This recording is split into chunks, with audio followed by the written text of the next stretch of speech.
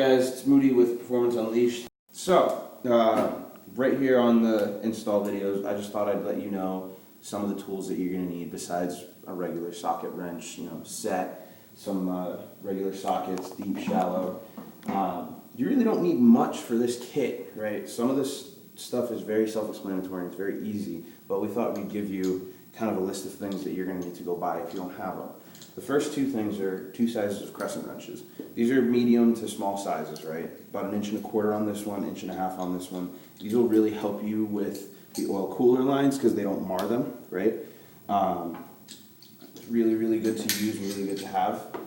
Another thing that you might want to get is a set of locking pliers, swivel, you can get these at a hardware store. All of these tools you can get at your hardware store, Lowe's, Home Depot, something like that. A set of these is really good for, prying things that you need to get some extra leverage on. When you get your hoses for the power steering line, not your oil cooler, but your power steering line, we make them, or Remnant Performance makes them longer than what you need, just so that if you want to route them a different way, feel free to. These pliers, or these hose clamps, work really well at cutting the hoses. And we supply you with electrical tape to cut the hoses with. So you wrap around the end of the hose and you just use this clamp, or these cutters, to cut the hose. It works really well. And I think it's like $15 at your hardware store. Another thing that's really helpful that people don't realize is a magnetic bolt tray and a pickup. You can get these at Walmart, Home Depot, Lowe's, once again. Really helpful for you to, keep all of your bolts in one place so you don't drop them in the engine bay. And if you do drop something in the engine bay, that you're able to pick it up, both with the magnetic handle or just by reaching down and, clamping it down.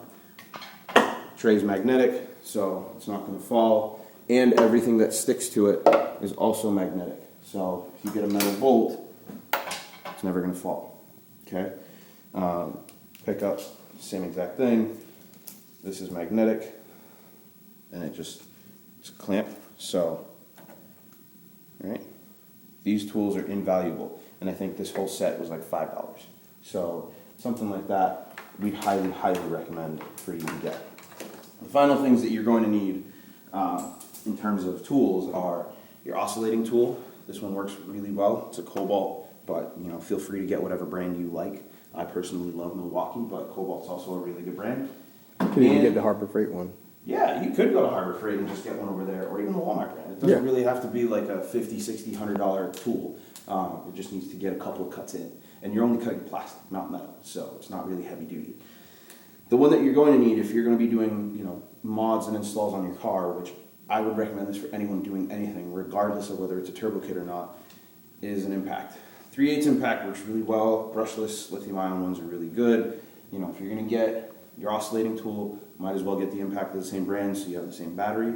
Cobalt works really well. Once again, Milwaukee works really well as well. If you have port cable, DeWalt, anything that's mid-grade to higher up works really well. These will save you a ton of time on taking a lot of bolts and nuts and things off, especially if you have to do a lot of it. Other than that, really just a regular set of wrenches, pliers, ratcheting wrenches. These ones are really nice. I really like ratcheting wrenches. Saves a lot of time. There's really not much else, Just figured I'd let you know. But yeah, so thanks for listening in. If we find anything else that we want to tell you about special tools, we'll let you know.